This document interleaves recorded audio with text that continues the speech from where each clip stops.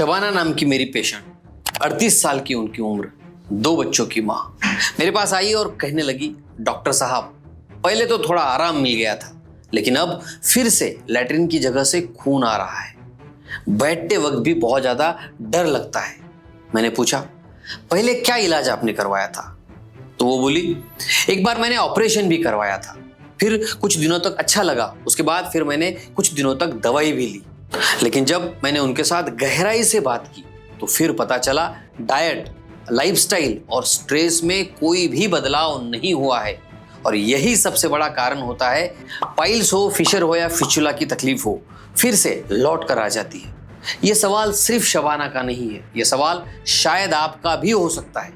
हो सकता है आपने भी ऑपरेशन कराया हो, आपने भी 3 महीने 4 महीने पाइल्स की, फिशर की, फिस्टुला की दवाई ली हो, कुछ दिनों तक आपको आराम हो गया था, लेकिन तकलीफें फिर से लौट के आ गई है। तो आज हम इसी विषय पर बात करने वाले हैं कि पाइल्स का इलाज क्यों फेल हो जाता है, फिशर या फिस्टुला का इलाज फेल क्यों हो जाता है, और आज हम जानने वाले हैं वो 5 बड़ी वजह जिनकी वजह से दवा भी असर करना बंद कर देती है। चलिए फटाफट शुरू करते हैं और जानते हैं पहला कारण, सिर्फ दवा या फिर ऑपरेशन पे ही निर्भर रहना और कारण को नहीं सुधारना। पाइल्स सिर्फ एक बीमारी नहीं है, यह आपके शरीर की लाइफस्टाइल से निकली हुई चेतावनी है।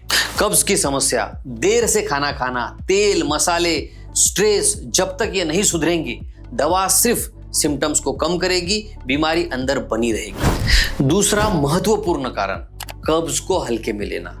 90% पाइल्स की जड़ होती है क्रॉनिक कंस्टिपेशन। अगर रोज आपका पेट साफ नहीं हो रहा है या फिर ज्यादा जोर लगाना पड़ता है मलत्याग करने के लिए, तो याद रखिए ऐसे में कोई भी दवा पाइल्स को ठीक करने के लिए काम नहीं करेगी, पाइल्स फिर से लौट के आ जाएगा।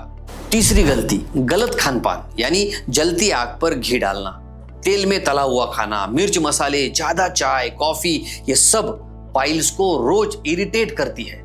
ऐसे में आप दवाई तो खा रहे हैं, लेकिन अंदर ही अंदर बीमारी को खुद ही बढ़ा रहे हैं। नमस्कार, मैं डॉक्टर शीतल टोंग से। चौथा कारण मैं आपको बताऊं, इससे पहले मैं आपको बताना चाहता हूं कि पाइल्स, फिशर और फिस्टुला होम्योपैथी में बहुत अच्छी मेडिसिन है, जिससे पूरी तरह से ठीक हो सकता है, जड़ से भी ठीक हो सकता है। आप अपने नजदीकी डॉक्टर से मिल सकते हैं या घर बैठे ट्रीटमेंट के लिए हमें व्हाट्सएप कर सकते हैं, मैसेज कर सकते हैं या फिर कॉल कर सकते हैं। नंबर मैंने नीचे दिया है। चौथा मुख्य कारण होता है पाइल्स के प्रकार को, टाइप को समझा ही नहीं और दवाई चालू कर दी। इंटरनल पाइल्स है, एक्सटर्नल पाइल्स है, फिशर है, फिस्टुला है, क्या है पता नहीं, बस गए मार्केट से दवाई ले ली और चालू कर दी।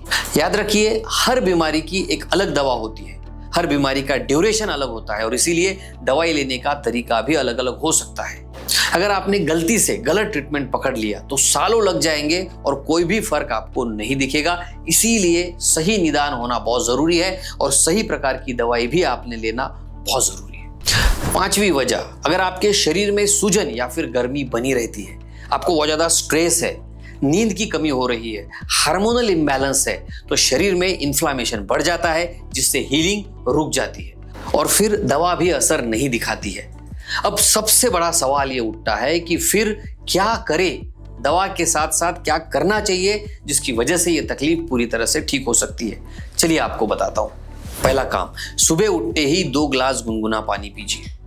नंबर 2, फाइबर वाला खाना आपके लिए बहुत जरूरी है, जैसे दलिया है, भिगा हुआ चना है, सभी फाइबरस फूड आपके लिए बहुत इंपॉर्टेंट है। मेरा स्पेशल वीडियो है, उसे भी आप जरूर देखिए।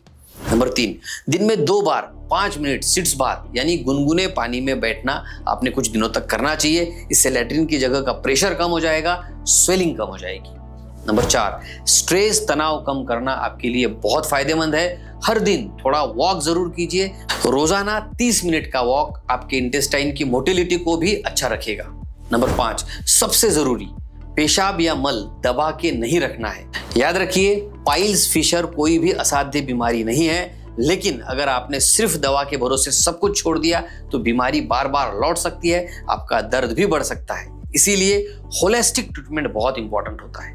एक फार्मूला आपको बता रहा हूं, दवाई भी लेना है, लाइफस्टाइल में चेंजेस करना है, इमोशंस को संभालना है और पेशेंस के साथ में इन सभी बातों को फॉलो करना है। अगर ये जानकारी आपको पसंद आई है तो मुझे कमेंट में लिखिए, अब मैं जड़ से इलाज करूंगा। और इस वीडियो को अपने दोस्तों तक, फैमिली मेंबर्स तक भी जरूर पहुंचाइए। तो हंसते रहिए, मुस्कुराते रहिए, अपना और अपने परिवार का बहुत बहुत ख्याल रखिए। धन्यवाद।